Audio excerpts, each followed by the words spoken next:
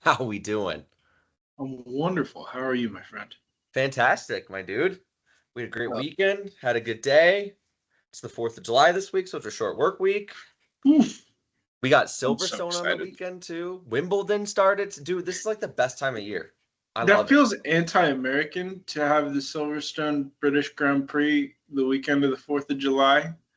Like it They're feels trying to like it take it should not be back. allowed. And honestly, good for them.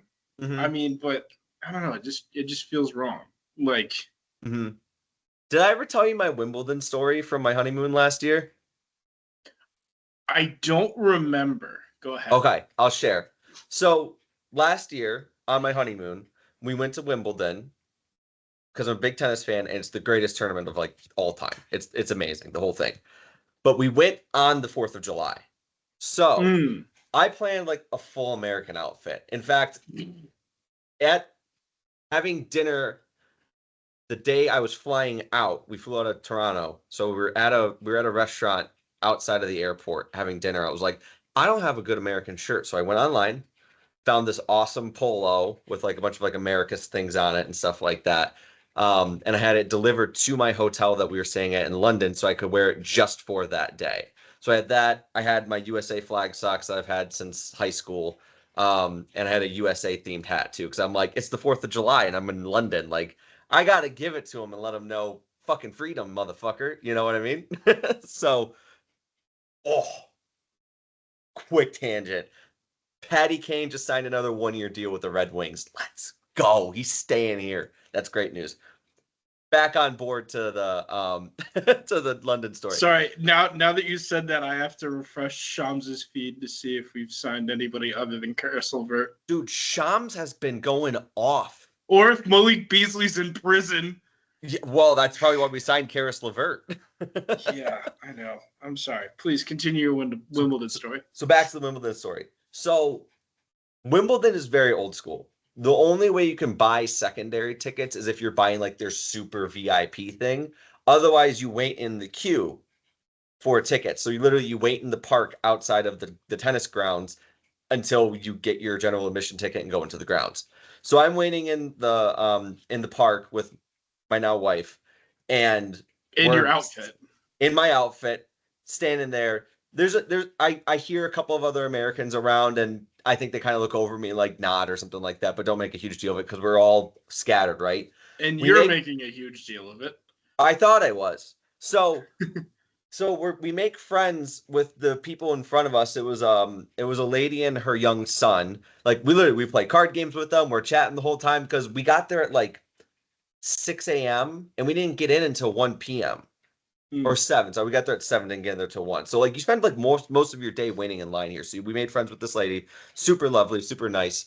Um, and then we get to chatting about, oh, where are you from and whatever. And we're like, we're from the USA, we're from Michigan. We're on our honeymoon right now. Like I'm a huge fan, and we're like, and then my wife makes some point about like, hey, like yeah, and he had to go full America because it's the 4th of July, and she's like, oh, oh, that's today, isn't it?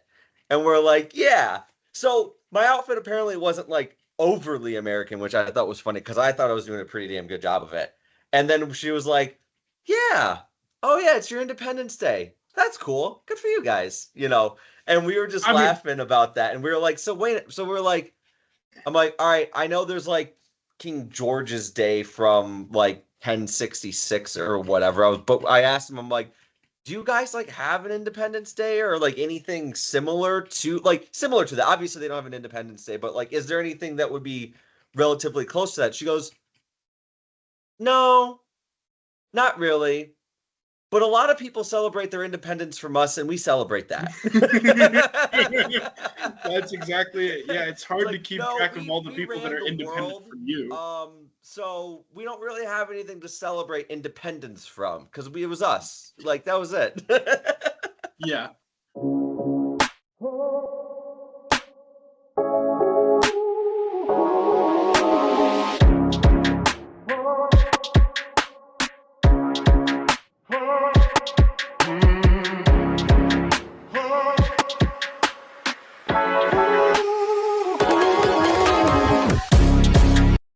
Welcome back to the Backmarkers F1 podcast, the latest and greatest podcast no one really asked for, but here we are anyways. We had the Austrian Grand Prix. It was a fantastic race, exciting qualifying. The hills were on fire. But first and foremost, Ben, how was this cookie? Dude, okay, so Derek started the program. Or no, he texted me, he's like, all right, I'll be on around 9:15. I'm like, all right, it's 9 o'clock. I got time to make a cookie real quick, right? Mm-hmm. So first of all, I gotta give you a quick recap. All right. And I'm slightly frustrated by this because I was at the grocery store. I'm like, okay, I really want some cookie dough. Yeah. Not like cookie, just straight cookie dough. Sure. Right. And like I Spoon could that make shit. some exactly. Right. So I'm at the fucking cookie dough thing because I could make cookie dough. I could make cookies. I could also just buy some shit and eat it whenever the fuck I want. Right. So I see cookies with mini M&Ms. I was like, oh, I fuck with that. Let's go for it, right? So I try it. It was a fucking great start, right? Mm-hmm. And then I see a cookie with mini Reese's Pieces. And I'm like, all right, there we go. Like, I wasn't planning on getting 2 things of cookie dough, but I guess my fat ass is, right? So I got these fucking Reese's Pieces cookie dough things. Mm-hmm. And I eat one. And it's a peanut butter cookie, which I fuck with. Mm-hmm. I like that. I have no complaints about peanut butter cookies. To be clear, this is a good thing.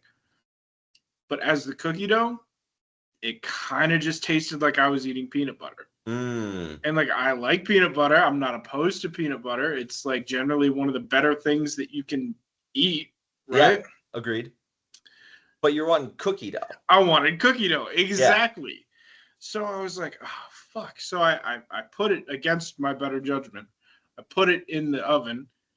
And I was like, all right, this is significantly better as a cookie than it is cookie dough. Mm-hmm. Right? So I just was waiting on that. And then you text me and you're like, all right, I'm ready to record. I was like, motherfucker, I'm about to eat this cookie dough. Like, I can't eat just cookie dough. I have to make this cookie. So I was committed to making the cookie. So I delayed the program by 10 or so minutes. And mm-hmm. I apologize. That's okay.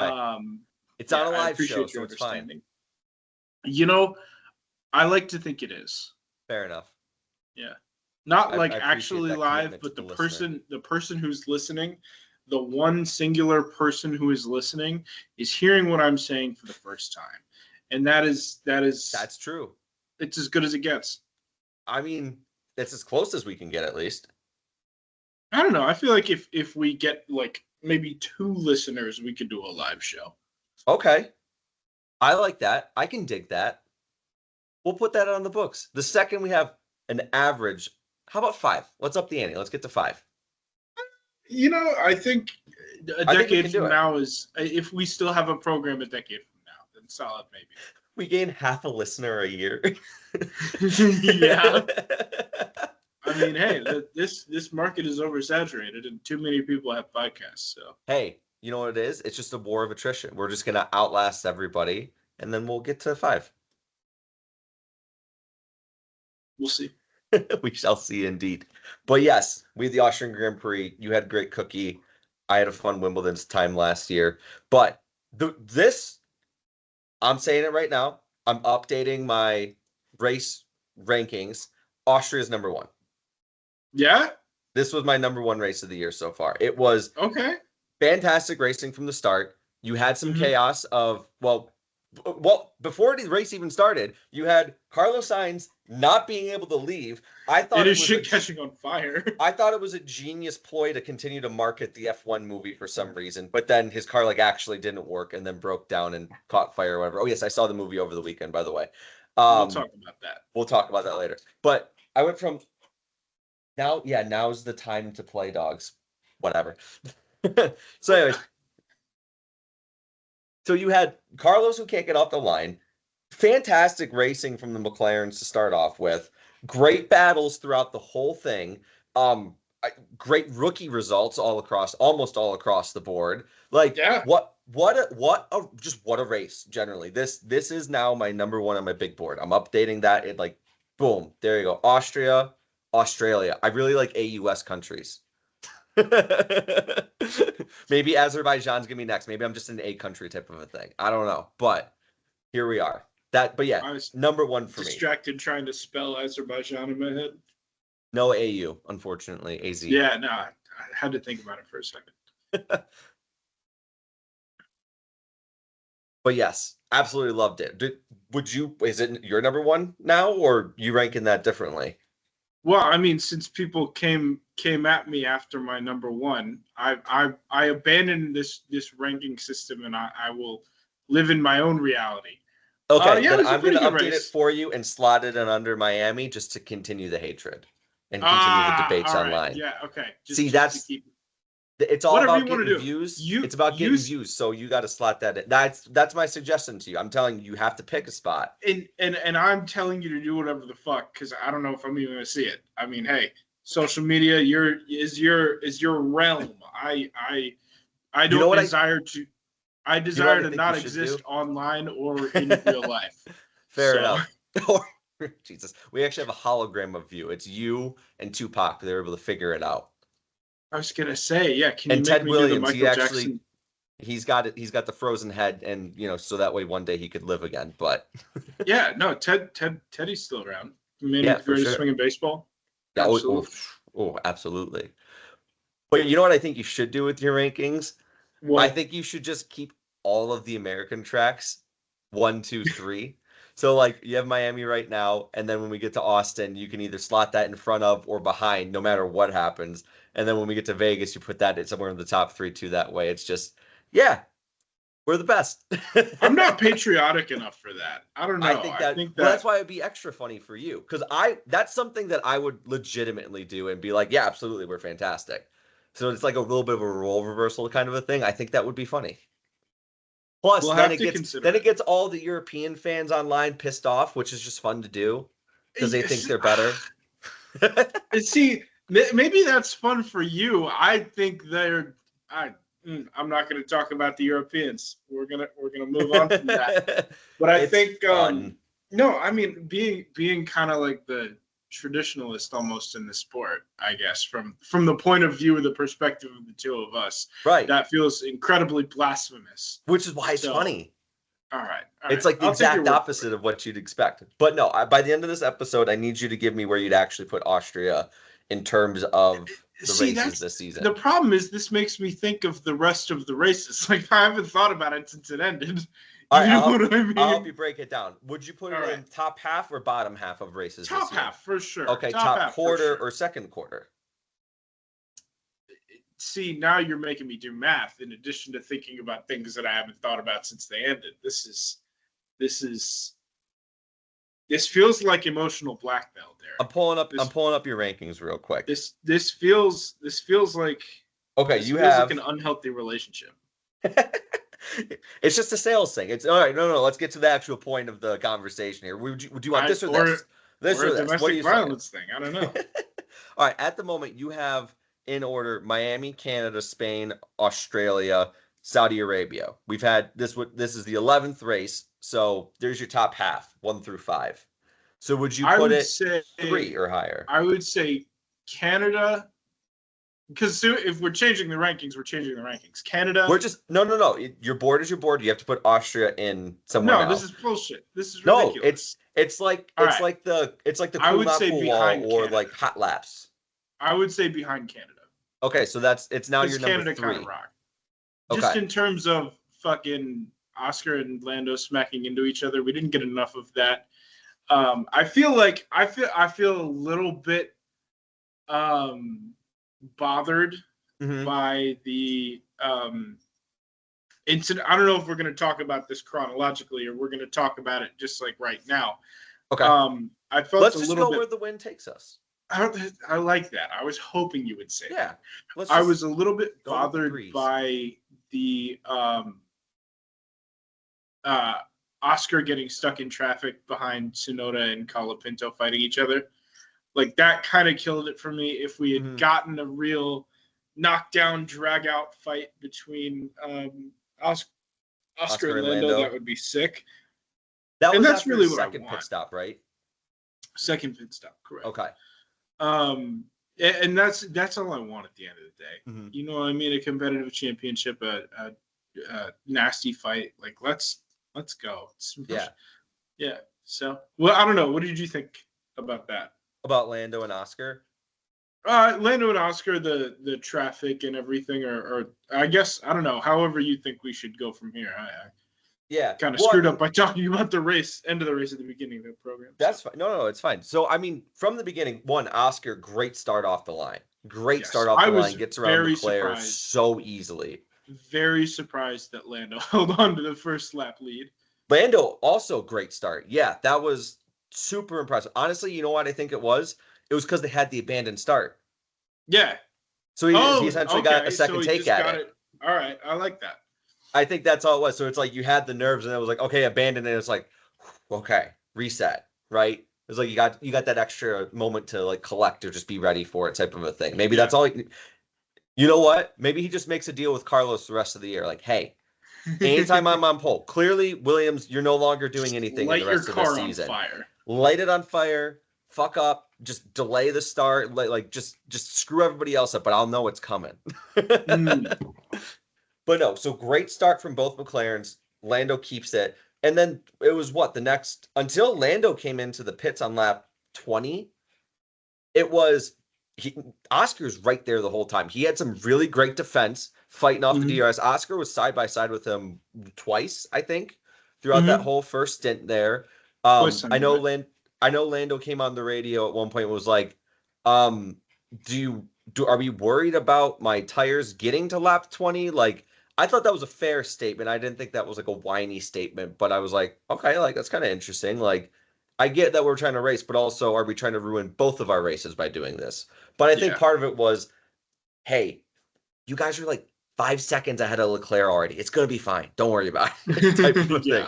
Max is already out. It's not going to be an issue. Whatever. So that was exciting. Max being out. Oh, man. Dude, I know. So much happened in this race. I thought it was interesting, though, when it got to Oscar's pit stops, they asked him, do you want to come out, like pit now and come out like a second and a half, or do you want the delta and be like 4 seconds behind?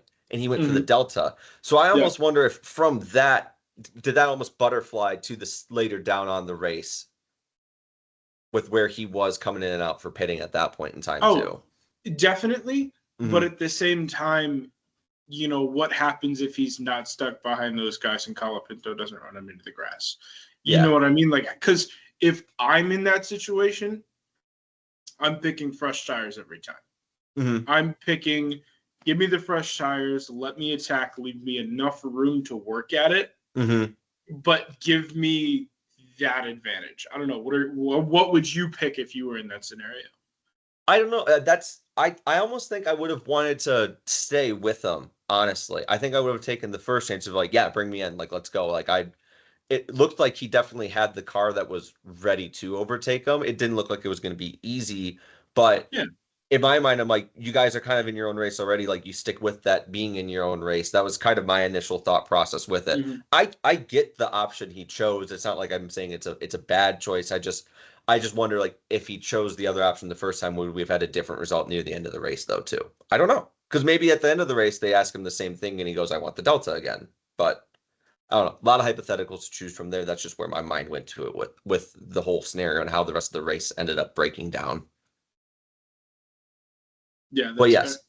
Yeah, that was absolutely fantastic. I loved watching them race. Of course, I don't pick Lando this weekend, and he wins again. The trend now continues. If you ever hear me very clearly say, no Lando this week, he will win. Mark my words. If I'm a little iffy or if I end up picking him, he will lose. Mark my words. So when we get to Silverstone this weekend, and it's the British Grand Prix, and it's Lando, and he just comes off another win, and I'm going to be all excited about that, and I say he's going to win, it's going to be Oscar. That's what's going to happen. Is that a prediction that you're calling right now, or are we saving that till the new episode? No, it's just my ranting on how I truly can't pick. That's all that it is. The only thing I got was the time differential this time, a winner under 5 seconds. So I got that. I went 1 and 2. You went 1 and 2 this weekend. So not a great weekend for us overall with the picks. You're still 17 and 12 on the season though, but I am Above Terrible. 500? 8-21 on the season. Oof. I haven't even gotten to double digits on my picks. Yeah. So that's been No, it fun. was funny because I was thinking about our fantasy thing that I still don't understand. Oh, dude, And I as kicked your soon ass as, this week. oh, I know, as soon as Max was on, I was like, oh, fuck. Yeah. And then, Yeah, you had Max and I had George. So those were the two really big swings. And and it went then, bad for you, but fantastic for me. yeah, no, that was the other one when Antonelli, like, I realized I had him too. I was like, oh man, that's even worse. There was one other one where I was like, fuck, I can't watch this shit anymore. Derek's just kicking my ass. So. You had the double Williams DNF, which got you 0 points. And your other picks were everybody was like 1 or maybe 2 positions away from each other. So it was just you didn't get anything in terms of points that. Well, you actually end up with -3 on the weekend. Nice. And I had awesome. 17 on the weekend. So if we're keeping track of the season records overall, we're now each 1-1. Total points, I have 30 to your 19 after this. I don't like that at all. Which means for this upcoming weekend in Silverstone, I get to have the first overall pick, which is exciting because I haven't gotten to do that yet. And that also surprised me because I was like, as we were doing that, I was like, wait, should he just go first because I picked first last time? Like, did we get lost in the snake again? But I was also like, okay, like I get to pick Max. That definitely benefits me. I'm not going to say anything. It should. And then it didn't. Yes. And that's why we love the sport, because shit like that can happen. So with that, I think there's 2 ways we can go with this. Do you want to do the Max Kimi, how it affects Red Bull, or the Max Kimi, how it affects Mercedes first? Whichever way you want to do it, man. Okay. Well, let's just talk about the initial reaction to Max and Kimi crash first of all. You sent me Derek's kicking my ass. No. That was my initial reaction. I was like, damn it. You texted me right away because you were watching on F1 TV, correct? About DC. Yeah. So yeah, thinking Kimmy's thinking, I think the safest place for me to stay is in the car until I determine if Max is angry or not. Absolutely hilarious. And then Max is just like, it's okay, but like, yeah, shit happens. Like you go this way, blah blah blah, or whatever. Like the calmest, most like dad thing ever. I think either having a kid changed him, or he truly just really wants to look after the rookies because to him he probably didn't feel like he was really looked after when he was first starting off for some reason or another. He was also a bastard when he was first starting off, but all right.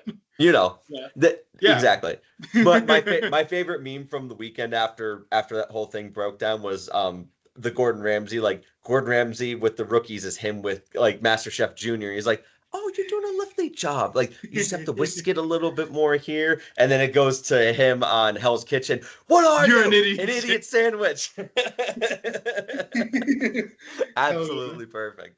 Perfect summation of that whole setup and how that broke down there. Well, I mean, he helped Bortoletto out over the weekend, too, with his qualifying, giving him the toe. Like, Max just really likes the rookies and is looking after them, which is kind of cool to see.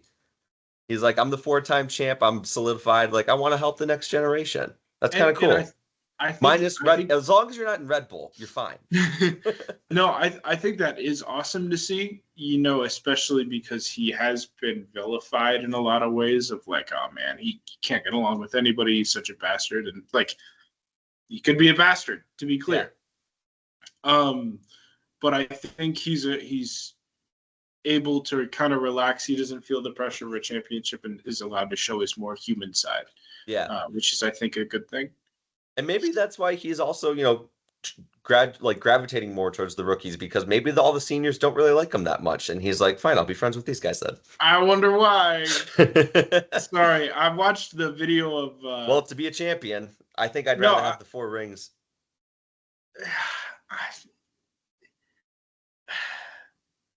I don't want to get into a rings discussion.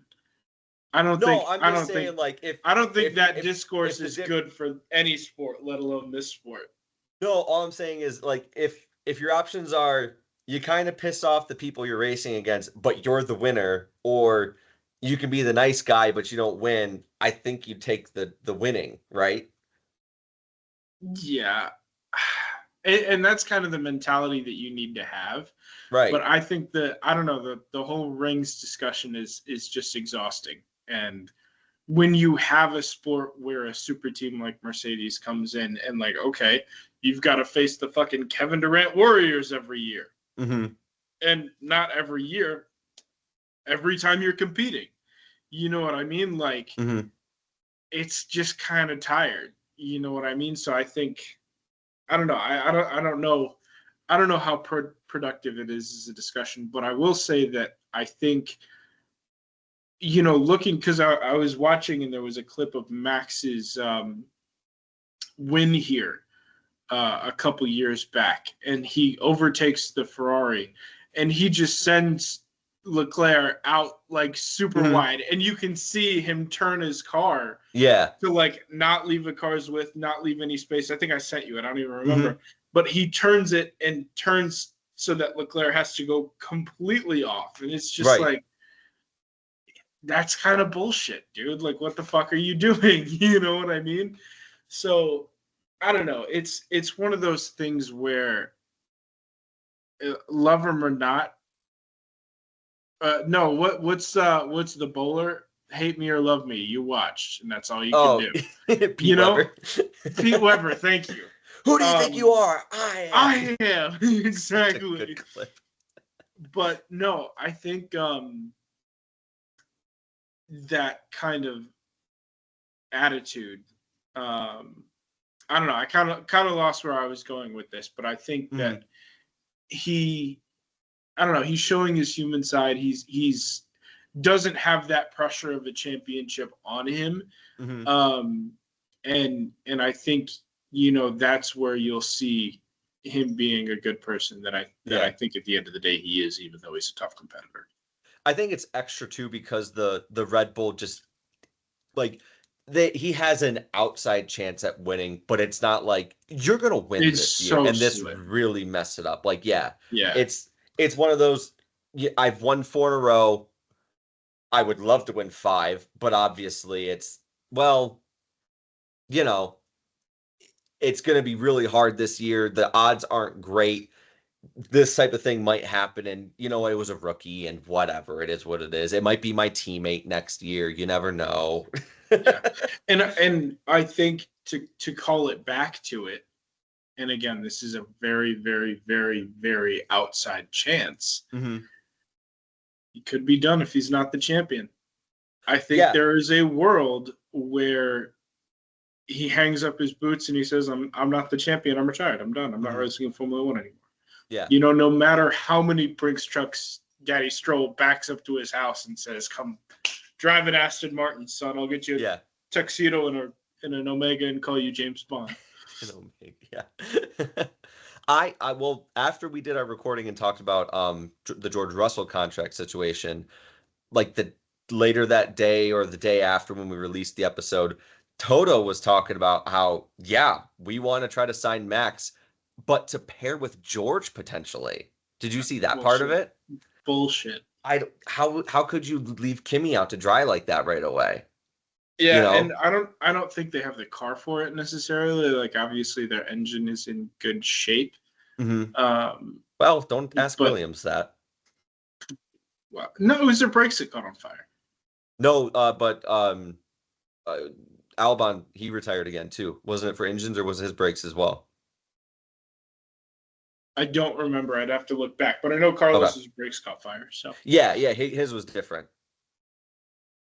Yeah, no, I mean, I don't know. I think if we want to move on to the Mercedes side of it, let's do that. Yeah, it's one of those learning experiences. You know what I mean? Like Charles, all those years ago, had that moment in Baku where he crashed and he goes, "I'm so stupid. I'm stupid." Yes. And then from then on, he was lights out. He was just in a different world. You know what I mean? Max, I think it was Monaco where he had that moment. Yeah. Where he kind of, I think it was Monaco. I could be wrong. That was the Ricardo one, right?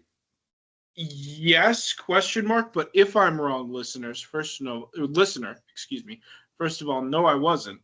And second of all, send us an email, backmarkersf1pod@gmail.com. You want to guess how many emails we've received, Eric? 0. Yep, you're still correct. Nailed Is it. this joke tired yet? No, absolutely not. Listener, if you're tired of this joke, send us an email, backmarkersf1pod@gmail.com. One of these days, this shit's gonna pay off. There we go. And I hope I have the mental fortitude to not tell you ahead of time that we received an email. That would be a bummer. I Anyway, would love for it to be a surprise. That would be great. I'll do my best. I will do my best. Mm-hmm.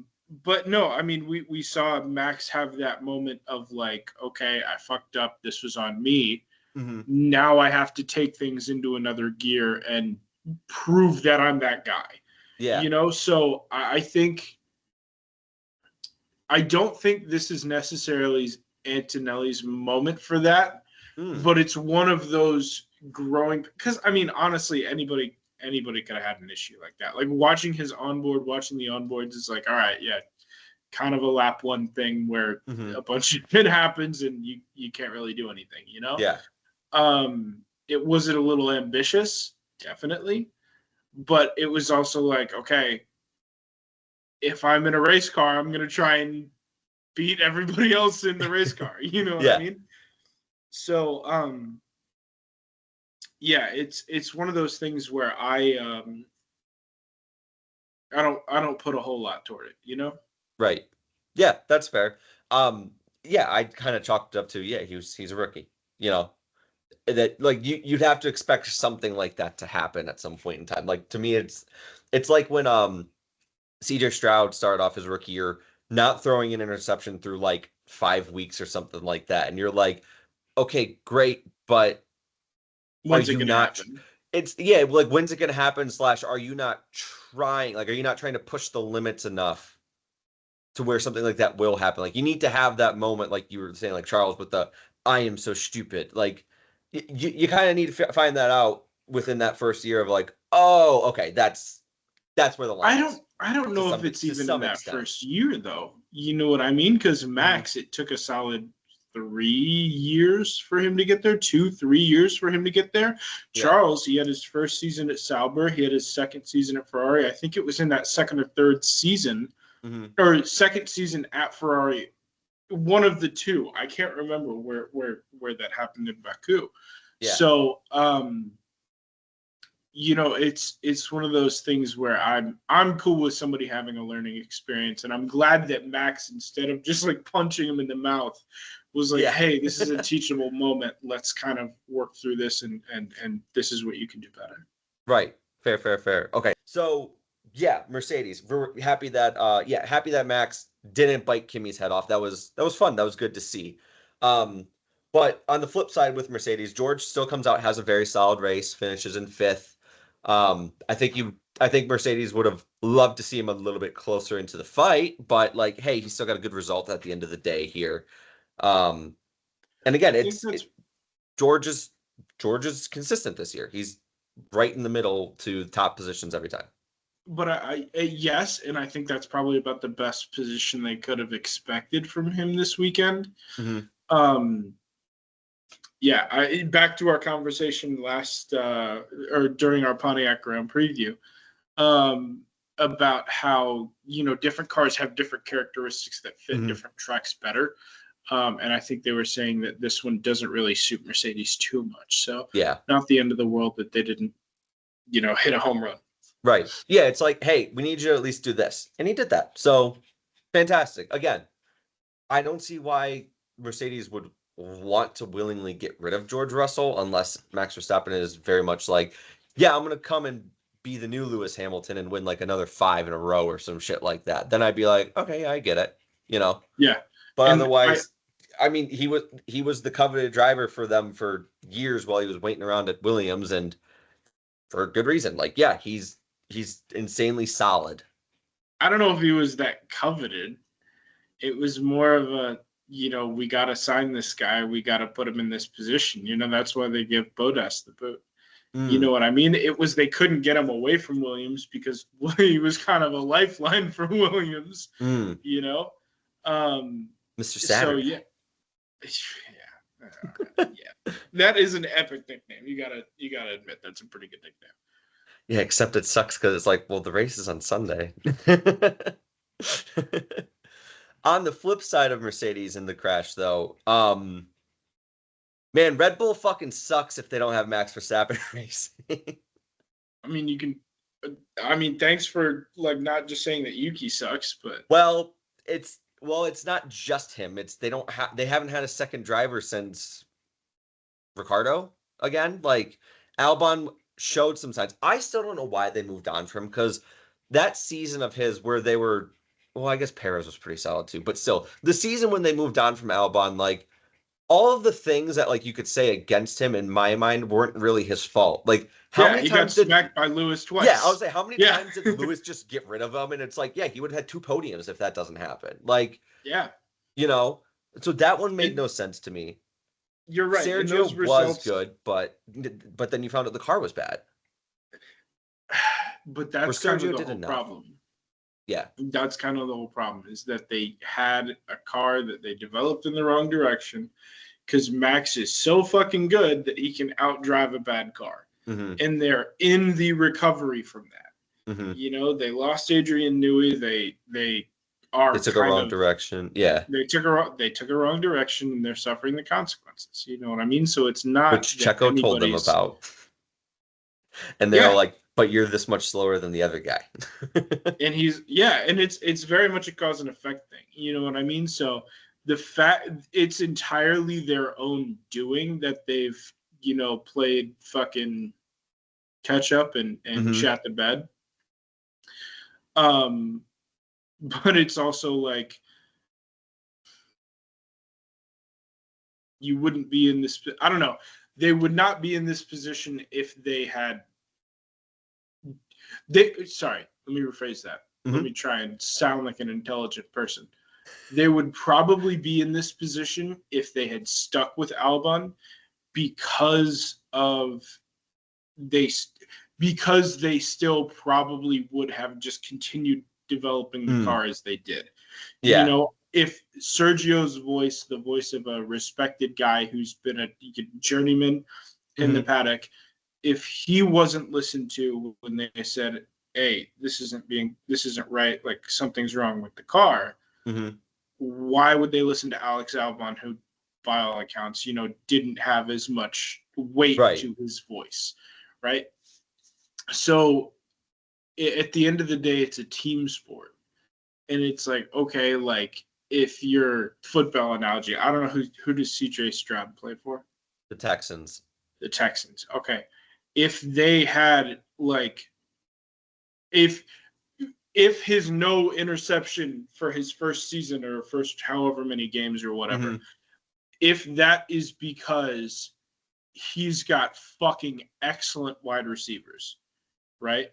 And they can grab anything that he puts, relatively close to them. Right. Right. And then they don't re-sign their wide receiver core and pay those receivers. They're fucking gone. Right. Because they're like, oh, but CJ Stroud. And it's like, but then it's like, oh, yeah, but then you lose all these guys. And it's like, oh, wait, maybe it was the other way around. Yeah. Exactly. Or probably the more apt comparison is the offensive line. You know what I mean? If he's got, 4 or 5 seconds to get off a pass, 10 seconds to get off a pass, every snap, he's going to have more success, a higher success rate than somebody who is just fucking, that video, that gif of the guy doing the, just let it, no, wait, I don't know. You're probably talking about a football thing. I'm talking about the security guard who's doing the pat down. He's like, yeah, go ahead. Like, fuck. Yeah, the old guy at the English football stand, he's just like, all right, you're good. Get out of here. It's like, it's kind of like that. You know what I mean? So I am very proud of myself for making a football reference. Not gonna lie. Yeah. But yeah, two kinds of football. I didn't even realize. There we go. Yeah, that's pretty much it. Yes. All correct. Like the second Red Bull seat, as we've said many times, is just a curse, and it's like I don't want this seat, but I need to take this seat, and oh shit, my career is gonna be over no matter what after this seat, for the most part. And hopefully people realize, however, that it's about the car. You don't think it is? Still finished last. He still finished last, though. Like, yes, the car is not as good as the rest of the top teams. However, I think there's only so much you can say about it's the car before putting some of that on the driver as well. Like, yes, Max can take it to the heights of still competing for wins, more than likely podiums this season, and be within that mix. And can you expect that out of Yuki Tsunoda in this car? No. But I think you should expect him to be still top 10. And he's been 10th a couple times? Yeah, a couple. Like, Liam Lawson still has, and Isaac Hadjar still have more points than him. You know what I mean? Like, it's still not a comparison that can be easily made between he couldn't the two pass of those. Franco Colapinto. He finished 2 laps down, where everybody else was at least 1 lap. Was only at most 1. But we've seen that happen. You know what I mean? We saw that happen with Perez. I'm just saying. We saw that happen with Perez. We saw that happen with. I don't know. They've only had Perez ever since, but it's not. The body of evidence is there that it's external factors to just the driver, and it's something that you have to be an alien in order to overcome. I still think that there's more that can be brought out of this car if you are a good, really good driver still. Yeah, you gotta be really, really good. So I just don't. What I'm saying is, I don't think Yuki is all that good. I think he's better than that car can show. That's very possible, but again, I know they're going to give him the rest of the season. I don't think he's going to get anything after that in this squad, which again could be a blessing for him anyways. That could still just be a thank God, get me out of the situation. That is my hope for him. Apparently, Cadillac has shown some interest in him. There's been some discussions with him because the other bombshell was potentially Bottas is more interested in Alpine now, which makes no sense to me either. Flavio. No, it's Flavio. That's all that it is. But still, back on track with the Yuki talk. I think he still has to do more. I think he can do more in the car, and I think he should still be able to do more in the car than finishing last. He's still in the Red Bull. You should still be in the mix for at least the 10th place finishing positions, and in an insanely awesome weekend, maybe he can get up to like 5th, 6th. I still think that car can probably still give you that. So where would Max be if he hadn't been smacked out at the end of this race, at the beginning of this race? I mean, I bet you he's where do you think he's between 3rd and 5th, I think, this weekend. Between 3rd he's not touching 5th. the McLaren, so he's either splitting the Ferraris in front of the Ferraris on the podium or above George. That's where I think he ends up this weekend. Okay. So, do you think? And if I had to say, I think he probably finishes 3rd. All right. I don't know. I don't know. I think we're overly critical, and you can't, because the second Red Bull seat is what it is in that car. You just can't make the comparison. I know it's hard to do, but that's the business we're in, and so therefore, this is my analysis. Right. You're just take farming again. Okay. No, I'm truly not take farming. No. We do have to talk about it. Take whatever you need. Take whatever graphic that you want to put on social media, and then say that I said something inflammatory. Like, make the internet hate us. No. That's your take is that you can't compare it, and that's a fair take. My take is, I think that there can be more brought out of this car. Yes, it is a shit box. I understand that, but you still have guys who have come in and still driven it better than what we have seen so far, and that's what that is. I did find Liam Lawson's comment about because they asked him about the Red Bull and like what's wrong with it, and he was like, "Yeah, I mean, I had 2 races with it. I couldn't tell you one thing about that car." He also had a whole off season of prep that Tsunoda didn't have, but all right. Yeah, well, just very funny regardless to me. I was like, well, you're right. You did not have a lot of time with it, but you also did have the off season to kind of get a little bit more prepared. But yes, I found that funny. It's just a shitty position to be in, and one way or another, I don't think it ends well for Yuki. Whether it ends terribly because, again, it's the second Red Bull and he can't get what some might expect out of him to get out of the car, and therefore no one thinks he's a good driver, or it's he doesn't get a seat, or it's, hey, you'll get a seat, but hopefully you can get into an awesome position like a Cadillac then or something where you might be able to come in with a brand new project and get lucky and get a good car in a few years, or you just, your career just ends up at the back of the backfields and that's the rest of it for you. I mean, aside from Stroll, staying in the game is part of the game. Right. You know what I mean? For sure. That's extremely hard to do. Yeah, and if he has a respectable career as a midfield driver, that's okay. If that's what his talent level brings, that's not bad. Right. But to put him in the second Red Bull seat and to be like, oh, he's terrible, he's not very good, while being in a seat that nobody can finish well in. Mm-hmm. Right. I get it. Yeah, it's two views on the whole situation, which is fine. There's still a lot of racing left.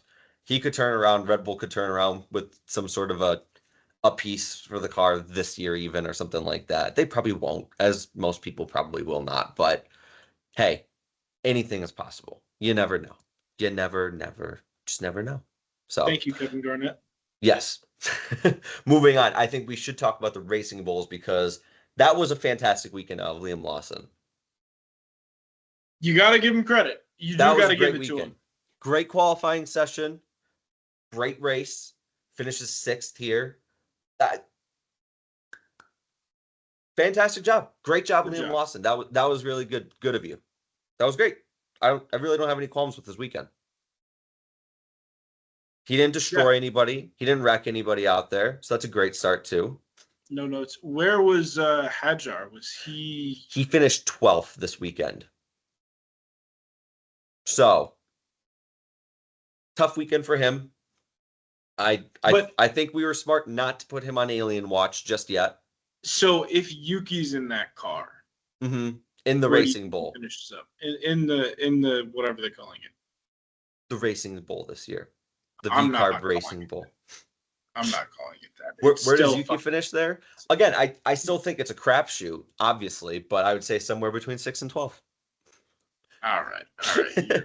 No, I honestly I don't know. I would say he probably should have had a weekend like Lawson if he was in that car. Yeah, and that's the comparison that we need to be making because last year he was pretty consistently good in that car. You know what I mean? Consistently outperforming it, consistently doing a better job than anybody really expected. Right. That's more the because of the nature of the game, nobody's really going to remember that, being a year on.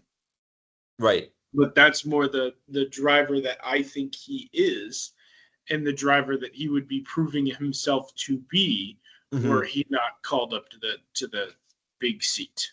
Right. Yeah, you would see some better performances out of him more consistently with this car. Did I freeze? Can you hear me? I hear you, but your visual is frozen. You're just giving me a. I hate that. I'm gonna leave and then come back. All right. Okay. Well, yeah. I mean, judging the second Red Bull driver with the other two Racing Bulls is throw the dice. I don't know what's gonna happen. It's wild. None of it makes sense. They're all interchangeable to some extent of like, we'll see who does better. It's my running theory of whoever finishes the best should just be the second Red Bull driver, and we'll just see what happens. Just keep the rotating. Just why not? Fuck it. It's all of their cars anyways. Like, who gives a shit? Let's have some fun with it a little bit. I give a shit. One team shouldn't have 4 drivers, but all right. So yeah, it was fun. Fernando. Another points finish. 7th. He keeps getting better every week, honestly, now. It was points to more points, and now even more points. He finished 7th this week. It was awesome. Dude. Yeah. He's just waiting for Adrian Newey. That's all you can do. He's just waiting for Adrian Newey here. But did you see him celebrating with Bortoletto? That was awesome. Yeah, that was cool. I mean, it's his first points. They're right next to each other, or they finished next to each other. Yeah, that was awesome. That was absolutely fantastic. Shout out Bortoletto. He just had a fantastic race weekend again as well himself. It just the kick Sauber has kind of come out of nowhere because Hulkenberg gets points again this weekend too. He also 3 in a row for him now. Like they're making a little bit of a run here. Like, hey, yeah, our car sucked at the beginning of the year, but we might have a little something to say about the back finishing positions of the Constructors Championship still. I'm glad you think so. They might be trying to mix it up here and, take it to Haas and the Racing Bulls a little bit more. Maybe. Maybe the Williams. Probably not. Maybe Probably the Williams is done scoring points this year. You never know, but it's fun to see. Not done catching on fire this year. True. Absolutely true. So yeah, no, Fernando into the kick Saubers again. Just shout out that great job. Got points at the end of the race again. You see some really great progress out of the other rookie. I think at this point it's all of the rookies have now had points finishing positions. So he was the last one we were waiting on, and awesome. You're seeing some more out of him, and that's got to make Audi pretty happy that he's doing this right now. Better. Could this be a sign of something Audi is doing that has had the kick Saubers have a little bit better performance here as of late? I don't think that they're throwing a dime at things until they're running the entire operation. Because they kind of, when they took over Sauber, what? Field trip. I gotta shut the door because my dog's gonna go nuts and my wife's gonna walk in. When they took over Sauber, when they took over that outfit, yeah, they did not really keep the success going that they should have. You know what I mean? They gutted the team. They didn't really have a clear direction. I don't think that they are going to come in as prepared and ready to rock and roll as we maybe had hoped. And yeah, I'll believe it when I see it with them. So fair enough. They're going to be in a fun position next year, especially compared to Cadillac, for example, and what I was thinking in my head to let you know about the thought I was just doing, where yeah, they had the team. Cat's really interested in my take here. Cat is absolutely tweaking. Hi, Cat. It'll be fun to see kind of how they actually perform next season because they at least have a team that was on the track, How has that worked in years past? Like when who did Force India purchase? Was that Jordan? I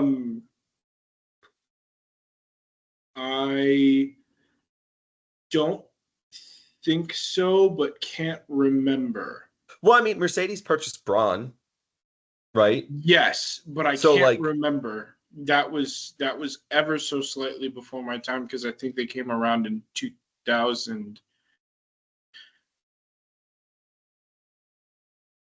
It was before my time. I do not know who they took over for. Okay. But I know that when Force India was sold and became Racing Point, which is Pink Mercedes.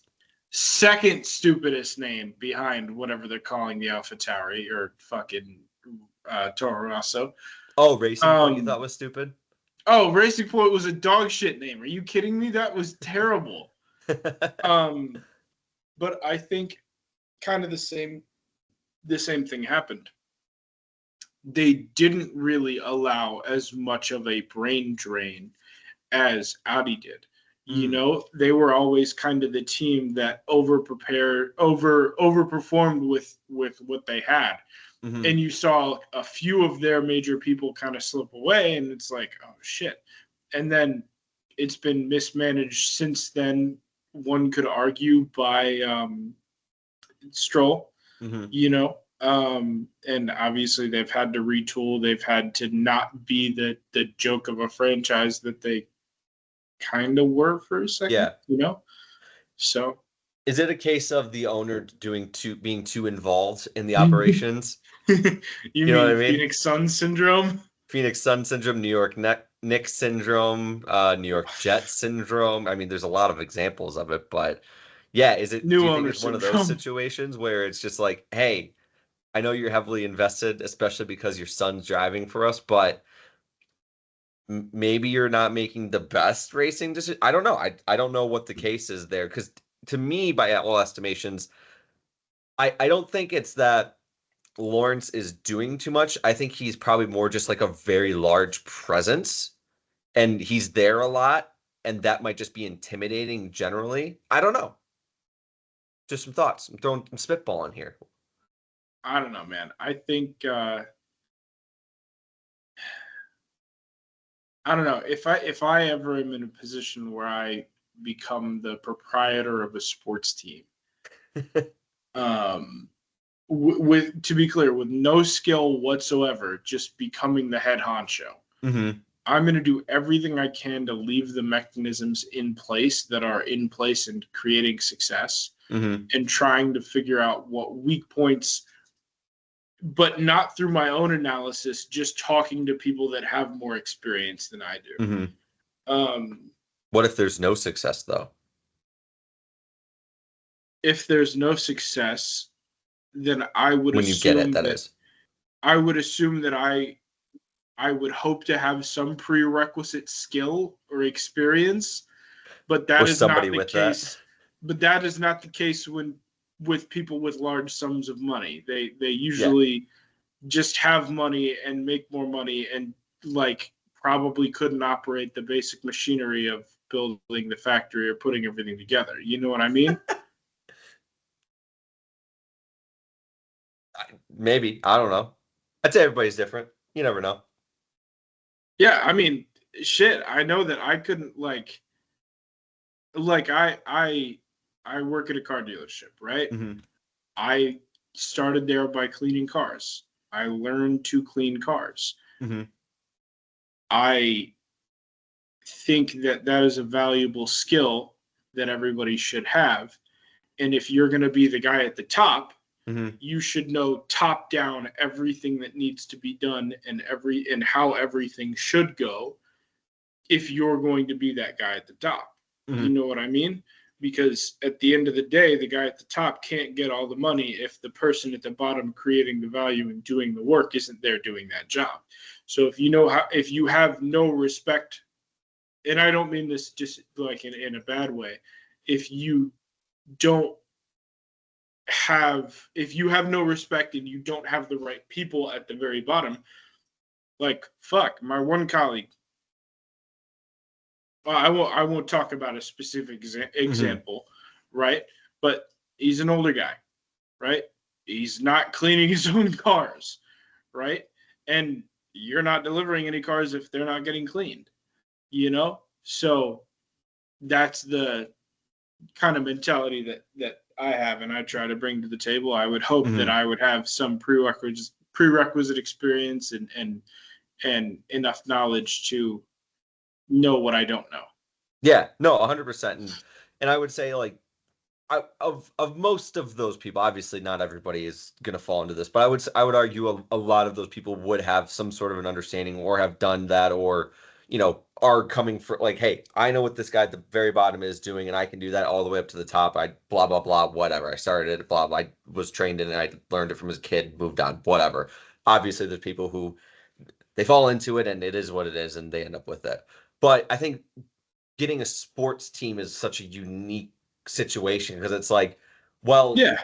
I I like in Formula One, for example, all right, I have the money, I can buy this and I want this now.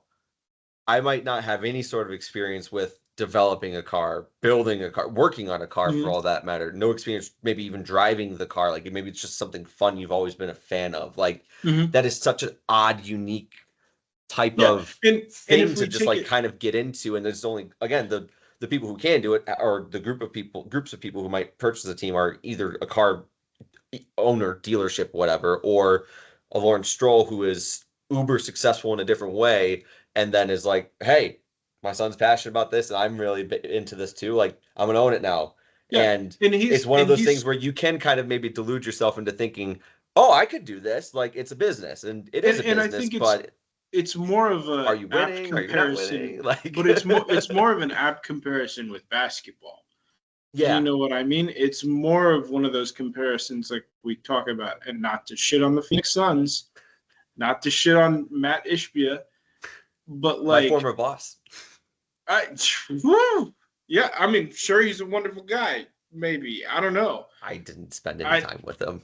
I don't know, man. I probably never will.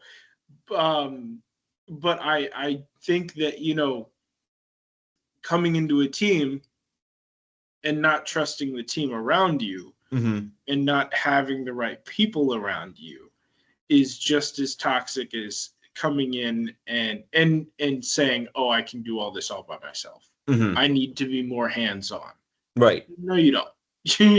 No, you don't. So I think the ultra niche area of having a race car team and I mean, like, fuck, Lawrence Stroll isn't in there turning a wrench. She's not putting the fucking engine together. You Right. know what I mean? He knows that's kind of not his thing, Mm-hmm. right? But if you let the wrong people go Mm-hmm. and you don't keep that infrastructure of what made you successful, then yeah, you're kind of gonna get passed by the wayside. Well, he did bring Adrian Newey in. Yeah, with a fucking Brinks truck of money, which, hey, we'll Well, see how it goes for him. hey, use what you got. Yeah, no, straight up. I mean, you got to respect it, but at the same time,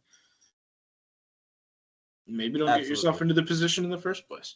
Well, but again, that's what makes the sports ownership thing so unique, because it's not like the olden like club football But soccer it's days also, where like, hey, we're a but bunch why of not? guys amateurly like putting together a team, and we got in at the right time at the beginning, and we grew Manchester United into this big behemoth that it became just from nothing. Like nowadays it's just so different. And like sometimes it's like, I can do this, and you might not be able to do this, and you're more often than not probably not the guy to change the whole thing. But it's that one thing where you could tell yourself like, I could do this. Why couldn't I do this? Like it's Yeah. signing names, doing this, whatever. So it's But just it's also fascinating. like, It's it's what makes sports fun. It is. It's what but makes why do sports fun. sports have to have an owner? We're getting way So too far into the weeds now. I We're know, getting but too far into the weeds why now. does an owner get to say, "Oh, you need to build me a stadium with public tax dollars and pay me for it"? Well, You broke motherfuckers. Sorry, we'll move on. we're getting way into the weeds now. Yep. So we'll move on. But great weekend again from Kick Sauber here. Fernando was awesome. Lance finished, so that was You cool. did a good job. He Yeah, I'm finished. proud of him. He finished the race.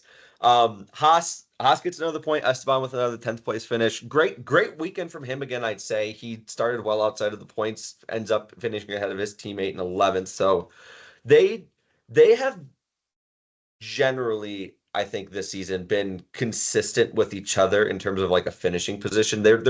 I feel like the Haas has been generally like Ocon and Behrman are pretty close to each other at the end of the race, no matter kind of where they start, because they've had some pretty big gaps on where one qualifies versus the other. And I feel like they kind of fall back into like position, if you will, of like, yeah, this is where the Haas should be this weekend. They're either both close to those back finishing point positions, or they're just not really in the race. And I would say that's a good thing for Behrman, and you've got to be pretty excited about that out of your rookie driver. That like, hey, you're keeping up with a veteran of the sport, a race winner. Like this is good to see out of you. He's out finished him maybe once or twice, Forgot but Ocon won a race. yeah, right. Yeah. Well, Fernando won him a race, but still, he finished on the podium last year next to Pierre. That was pretty good too for them. But yeah, I'd say if your Haas, this was a good weekend. You got another point, and your rookie is right there, still in the mix, and doing well. So good That's all job you for can ask Haas. for. Yeah. Yep, all you can really ask for. That leaves us with Alpine and Williams. Alpine finished the race. They finished the race. They're trying to They get caused Botas some. apparently. They made it interesting, causing an obstruction. Um, Yeah. yeah.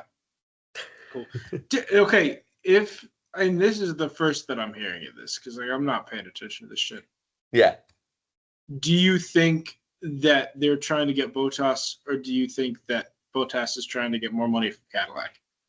With the fucking video that he would, posted of him going up to the seat of the Escalade, like that was Yeah. really funny. But it's also like, all right, are you in some super secret negotiations and just trying to get a shitload of money? I mean, possibly, but also like Carlos had the meeting set to sign with Williams and then didn't because Flavio called.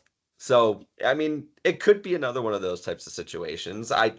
Again, my knowledge of Flavio is slim. I know we had a little bit of a crash course history on Flavio earlier this podcast course. year, but Crash course. It's a good one.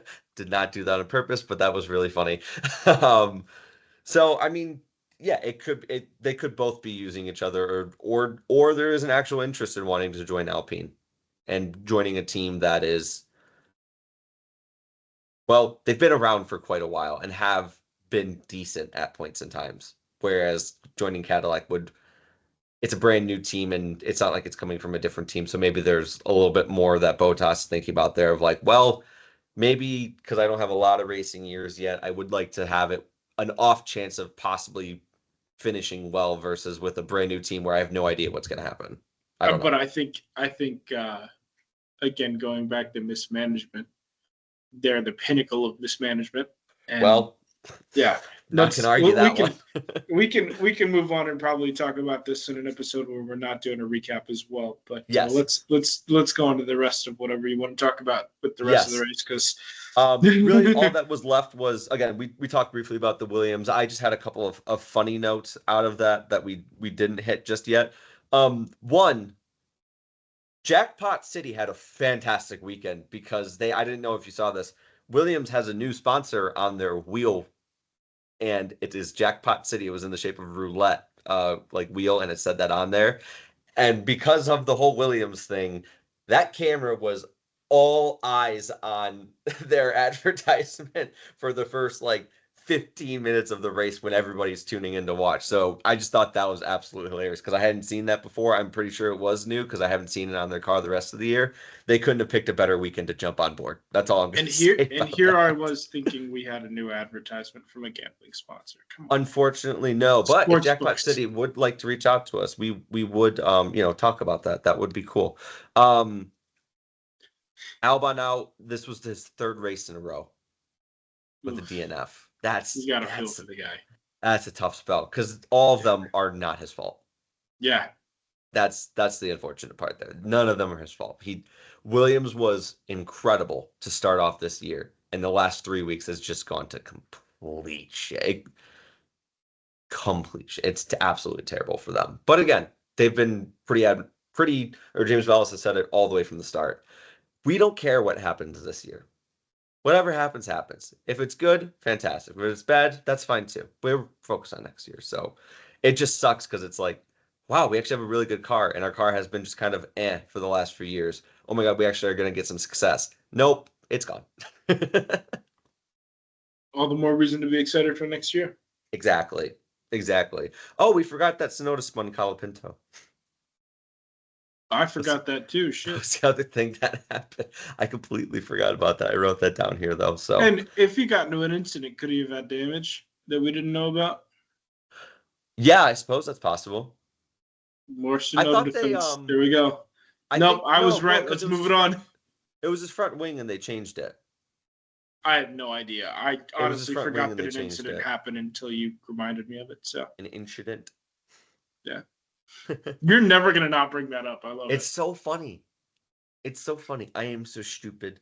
Charles has some absolutely awesome memeable moments. Lando, no. This was an awesome race. I love Austria. This was absolutely fantastic. I had so much fun watching this one. The whole weekend, incredible. I mean, cars were on fire. The fucking pickup truck destroying the sign. Yeah, that was awesome. I mean, just everything was great. This was an awesome weekend. Those were all the notes I had on the race, though, itself. Did you have anything else you'd like to cover from the race? For the race weekend? No. I finished like 3 of your notes ago. Fair enough. So, but yeah, that's been that there. I was trying to see if I saw any other headlines. from the weekend. I didn't see much. Going into Silverstone though, I very easily could still be on the Team Lando board here, so we shall see what happens there. Because as of right now, he's only I'm 15 about to points hang out. up. So This is not a Pontiac Grand Preview episode. no, Derek. I'm still recapping what's updated with the standings here. Lando pulls in closer. Bad weekend for Max. He's 50 plus points out from Piastri at this point in time. Russell's 10 points behind him, and then you got the Ferraris. Oh my God. We didn't talk about the red team. And they had an incredible race weekend. Did They had they? a great weekend. Absolutely. They Charles didn't finished win. third. Lewis had his best finish in a Ferrari of the year. They had a great weekend. He Third didn't and beat fourth. Charles. No, but you didn't I think that want was a going to happen double either. red podium. That's all I want. Ferrari Monza. double Just wait for podium. Monza. Something magical always happens at Monza for Ferrari. It just does. Good or bad, right. it's magical. I hope you're right. But no, I mean, they had a great weekend. I don't know. I figured you'd be pretty happy about that. Yeah, I'm not unhappy. I just wish that they were first and second. You know, speaking of first and second, this is Lando's first time ever being on the number one side of a 1-2 in McLaren. Did you know that? No, I did not. Yeah. That's a good stat for him. Very good stat, but also should have been Ferrari. With this, Ferrari pulls into second in the constructor standings. They have 210 to Mercedes 209. Ooh, that is spicy. Very spicy.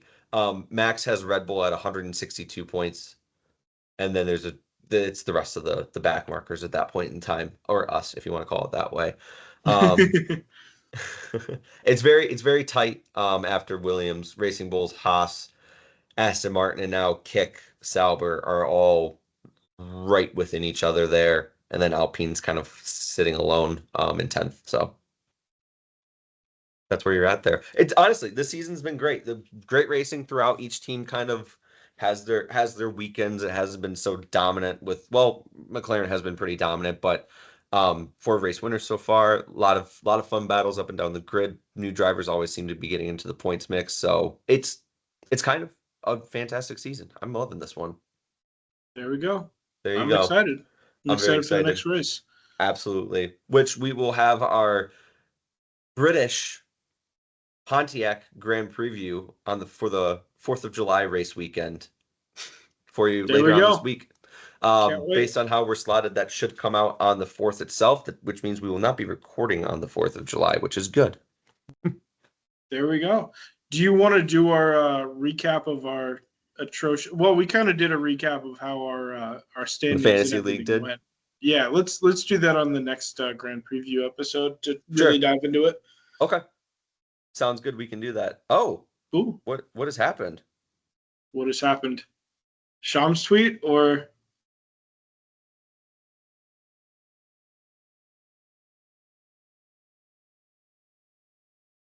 Yeah.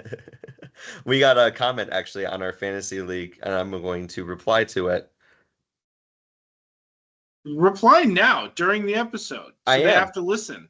Shout out. So someone asked how Russell over Antonelli worth 16 points. Isn't Russell like 11-0 against him? It's finishing position. And then someone else commented saying it's finishing position difference. The math is still wrong, but that was the idea, I think. So I'm just going to clarify. It is finishing points differential, but DNFs get 0 points. There we go. It is scored based on finishing.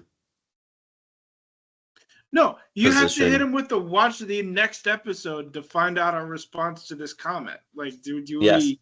All right, there we go. All right. Is there anything else we need to cover, Derek? Almost. I'm gonna finish this up real quick.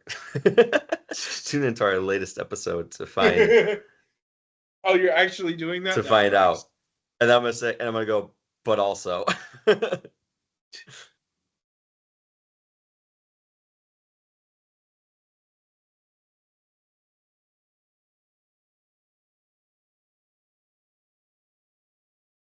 This is awesome podcasting. Alrighty, there you go. That's gonna conclude it. Hey, look, we got some more interactions online, which is fun. People are looking and paying attention, and I still say we're gonna get some more listeners eventually out of this. We'll gain half a year. We're gonna We'll get a 5 listener. listeners in 10 years. It's gonna be awesome. Okay. And you'll be here from the beginning, first half listener. There we go. Yeah. With that, we will see you later this week for our British Pontiac Grand Preview. And yeah, we'll see you next time. Good time.